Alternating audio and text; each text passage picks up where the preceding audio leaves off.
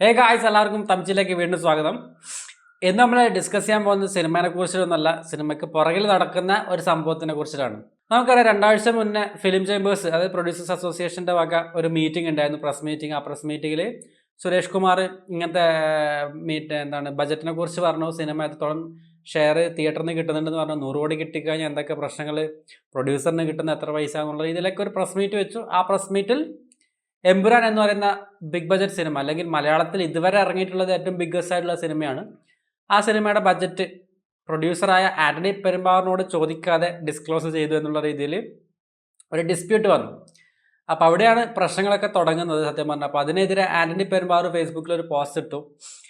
Post ഇട്ടപ്പോൾ കടിക്കേണ്ടവർക്ക് കടിച്ചു, കൊടുക്കേണ്ടവർക്ക് കൊണ്ടു, അല്ലെങ്കിൽ കടിക്കാൻ നമ്മൾ കൊള്ളേണ്ടവർക്ക് കൊണ്ടപ്പോൾ അവർ റിയാക്ട് ചെയ്യാൻ തുടങ്ങി.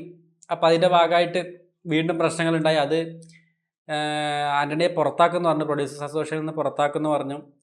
ആൻ്റണിക്ക് സപ്പോർട്ടായിട്ട് മോഹൻലാൽ വന്നു, പൃഥ്വിരാജ് വന്നു, ബാക്കിയുള്ള നടന്മാർ വന്നു.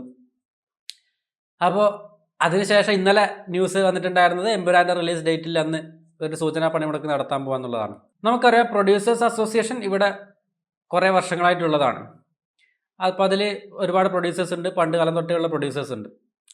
അപ്പോൾ ഇന്നത്തെ ജനറേഷനിലേക്ക് വരുന്ന സമയത്ത് ഇന്ന് നമുക്കറിയാം, മലയാള ഇൻഡസ്ട്രിയിൽ സ്വന്തമായിട്ട് പ്രൊഡക്ഷൻ കമ്പനീസ് ഉള്ളവരാണ്. സീനിയർ ആക്ടേഴ്സായിട്ട് മമ്മൂട്ടി തൊട്ട് ജൂനിയർ ആർട്ടിസ്റ്റായിട്ടുള്ള ആസിഫ് അലി, ടൊവിനോ, പൃഥ്വിരാജ്, നിവിൻ പോളി, ഇങ്ങനെ ഇപ്പോൾ ഇറങ്ങുന്ന എല്ലാ ആക്ടേഴ്സിനും, ഫഹദ് ഫാസിലിനടക്കം പ്രൊഡക്ഷൻ കമ്പനീസ് ഉണ്ട്, ഉണ്ണി മുകുന്ദൻ അടക്കമുണ്ട്. അപ്പോൾ എല്ലാ നടന്മാർക്കും അവരുടേതായിട്ടുള്ള സ്വന്തമായിട്ടുള്ള പ്രൊഡക്ഷൻ കമ്പനീസ് ഉണ്ട്. അവർ അഭിനയിച്ചിട്ട് പൈസ അവർ സ്വന്തം ഉണ്ടാക്കുന്നു, ആ പൈസ വെച്ചിട്ട് അവർ സ്വന്തം പ്രൊഡ്യൂസ് ചെയ്യുന്നു, പ്രൊഡക്ഷൻ കമ്പനി തുടങ്ങുന്നു. ഓക്കെ, ഇതിൽ കുരു പൊട്ടുന്നവരാണ് ഈ ഒരു ചേംബർ ഉള്ളവർ എന്നുള്ളതാണ് എനിക്ക് തോന്നിയിട്ടുള്ളത്. അതായത് നമ്മളിവിടെ സീനിയർ മോസ്റ്റ് ആയിട്ടുള്ള ആൾക്കാരാണ്, നമ്മളാണ് ഇവിടുത്തെ എല്ലാം, നമ്മളാണ് തല. അപ്പോൾ ഇതിനിടയ്ക്ക് ഇന്നലത്തെ മഴ കൊണ്ടിട്ട് വിരിഞ്ഞ കുറച്ച് മുട്ടകൾ എന്തിനാണ് നമ്മൾക്ക് മുകളിലേക്ക് കയറി പോകുന്നത് എന്നുള്ളൊരു ചിന്താഗതി വന്നത് കൊണ്ടായിരിക്കാം അങ്ങനെ ഒരു പ്രസ് മീറ്റ് നടത്തിയിട്ടുള്ളതും അവരെ ഡിസ്ക്ലോസ് ചെയ്തിട്ടുള്ളതും ഒക്കെ. അപ്പം നമുക്കറിയാം, അതിൽ തിയേറ്റർ ഷെയർ കിട്ടിയിട്ടുള്ള സിനിമ എന്നുള്ള രീതിയിലാണ് അവർ പറഞ്ഞിട്ടുള്ളത്. അപ്പോൾ തിയേറ്റർ ഷെയർ കിട്ടുക എന്നുള്ള രീതിയിലൊരു കോൺസെപ്റ്റ് സത്യം പറഞ്ഞാൽ നമ്മൾ നോക്കലില്ല. കളക്ഷൻ എന്ന് ഇപ്പോൾ ഒരു 100 കോടി കളക്ഷൻ കിട്ടിയ ഒരു സിനിമ എന്ന് പറയുമ്പോൾ നമ്മളത് ഗ്ലോബൽ കളക്ഷൻ തന്നെയാണ് നോക്കുന്നത്. ഹോൾ ഏരിയയിൽ നിന്നും ആ സിനിമ കളക്ട് ചെയ്തിട്ടുള്ള എമൗണ്ടാണ് ആ സിനിമയ്ക്ക് കിട്ടുന്നത്. അപ്പോൾ അത് നമുക്കറിയാം, സിനിമ പ്രൊഡ്യൂസ് ചെയ്ത് കഴിഞ്ഞാൽ പ്രൊഡ്യൂസർക്ക് ലാഭം കിട്ടുന്നത് എത്രത്തോളമാണ്, എവിടെ നിന്നൊക്കെയാണെന്നുള്ളത് നമുക്കറിയാം. ഒരു സിനിമ നമ്മൾ തിയേറ്ററിലേക്ക് എത്തിക്കേണ്ടി അവരുടെ ഡിസ്ട്രിബ്യൂട്ടേഴ്സ് ഉണ്ട്, അതിനിടയ്ക്ക് ബാക്കിയുള്ള സംഭവങ്ങളുണ്ട്, പ്രൊമോഷൻ സ്ട്രാറ്റജീസ് ഉണ്ട്. അപ്പോൾ അതൊക്കെ കഴിഞ്ഞിട്ടുള്ള എമൗണ്ട് തന്നെയാണ് പ്രൊഡ്യൂസേഴ്സിന് കിട്ടുന്നത്. അപ്പോൾ അത് വേറൊരു ടോപ്പിക്, അത് വേറെ തന്നെ ഒരു സ്ട്രാറ്റജി അവിടെ ഉള്ളതാണ്. ഇതിൻ്റെയൊക്കെ പേരിൽ ഇങ്ങനൊരു അടി നടക്കുമ്പോൾ അവർക്ക് കൊള്ളുന്നത് അതുകൊണ്ടായിരിക്കാം, may be, I don't know. ഇപ്പോൾ എമ്പുരാൻ എന്ന് പറഞ്ഞ സിനിമ നമുക്കറിയാം, മലയാളം സിനിമയ്ക്ക് അഭിമാനിക്കാൻ പറ്റുന്ന രീതിയിൽ, അല്ലെങ്കിൽ പൃഥ്വിരാജ് തന്നെ പറഞ്ഞിട്ടുണ്ടായിരുന്നു, മലയാളത്തിൽ എപ്പോഴും ബാഹുബലി വരും, മലയാളത്തിൽ എപ്പോഴും KGF വരും. അപ്പോൾ പുള്ളി ആ ലെവലിൽ കണ്ടുകൊണ്ട് തീർത്തിട്ടുള്ള ഒരു സിനിമയാണ്, അല്ലെങ്കിൽ മേക്ക് ചെയ്തെടുത്തിട്ടുള്ള ഒരു സിനിമയാണ് എമ്പുരാൻ. അതിൻ്റെ ബജറ്റ് അവർ ഒഫീഷ്യലി ഇതുവരെ പുറത്തു വിട്ടില്ല. കാരണം ഹയസ്റ്റ് എവർ ബജറ്റുള്ള ഒരു മലയാള സിനിമ തന്നെ ആയിരിക്കും. എന്തായാലും മോർ ദാൻ 250 crore 350 crore അടുപ്പിച്ച് ബജറ്റ് ഉണ്ടാവും സിനിമയ്ക്ക്. എന്തായാലും ഉറപ്പായിട്ട് ഒരു 300 crore അടുപ്പിച്ച് ബജറ്റ് സിനിമയ്ക്ക് ഉണ്ടാവാൻ നല്ല ചാൻസ് ഉണ്ട്.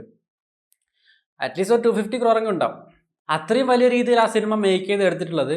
നാളെ ഇപ്പം ബാഹുബലി എന്ന് പറയുമ്പോൾ ഒരു ബെഞ്ച് മാർക്ക് സിനിമയാണ് തെലുങ്കിന്. കന്നഡയ്ക്ക് KGF എന്ന് പറയുന്ന ഒരു ബെഞ്ച് മാർക്ക് സിനിമയാണ്.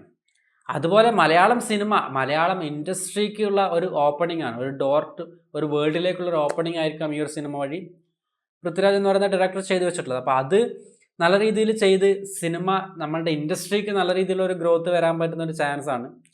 അതിനിടയിൽ ഇങ്ങനത്തുള്ള പ്രശ്നങ്ങളൊക്കെ പ്രശ്നങ്ങൾ വരുത്തുമ്പോൾ ഓക്കെ, ഇൻ കേസ് നമുക്ക് പറയുന്ന പോലെ ഉർവശി ശാപ ഉപകാരം എന്ന് പറയുന്ന പോലെ ചിലപ്പോൾ ഒരു 50% ചാൻസ് വെച്ച് നമ്മൾ നോക്കുന്നുണ്ടെങ്കിൽ ഇതൊരു പ്രൊമോഷണൽ സ്ട്രാറ്റജി ആയിട്ട് നമുക്ക് കൺസിഡർ ചെയ്യാൻ പറ്റും. അങ്ങനെ 50-50 ചാൻസാണ് പറഞ്ഞത്. എനിക്ക് ഉറപ്പില്ലാത്തൊരു കാര്യത്തിനെ കുറിച്ച് ഞാൻ ഉറപ്പായിട്ട് പറയുന്നത് ശരിയല്ലോ, അതുകൊണ്ട് ഞാൻ പറഞ്ഞത്.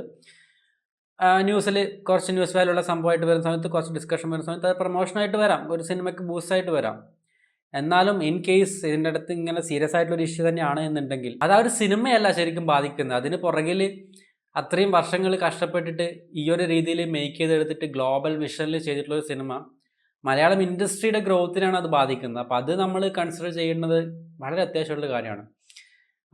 നമുക്ക് പേഴ്സണലി എന്തൊക്കെ പ്രശ്നങ്ങൾ ഉണ്ടെന്നുണ്ടെങ്കിലും ഇപ്പം ആ ഒരു 7 ദിവസത്തിനുള്ളിൽ ഫേസ്ബുക്ക് പോസ്റ്റ് റിമൂവ് ചെയ്യണമെന്ന് പറഞ്ഞിട്ടുള്ള നോട്ടീസ് കിട്ടിയത് കൊണ്ട് ഇന്നലെ തന്നെ അത് ആൻ്റണി പെരുമ്പാവൂർ റിമൂവ് ചെയ്തിട്ടുണ്ടായിരുന്നു. അപ്പോൾ അത് പുള്ളിക്ക് അത് തന്നെയാണ്.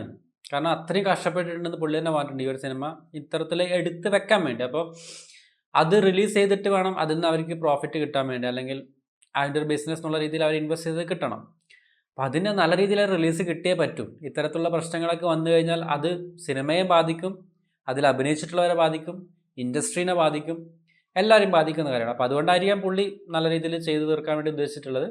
എന്തായാലും എനിക്ക് തോന്നിയിട്ടുള്ളൊരു കാര്യം അതാണ്. ഇത് നമ്മൾ we are missing the big picture എന്ന് പറയുന്നത് പോലെ ആ ഒരു സിനിമ വന്നു കഴിഞ്ഞാൽ ഓക്കെ വി ഡോണ്ട് നോ, ഇറങ്ങിക്കഴിഞ്ഞാലേ പറയാൻ പറ്റും എങ്ങനെയായിരിക്കും എന്നുള്ളത്.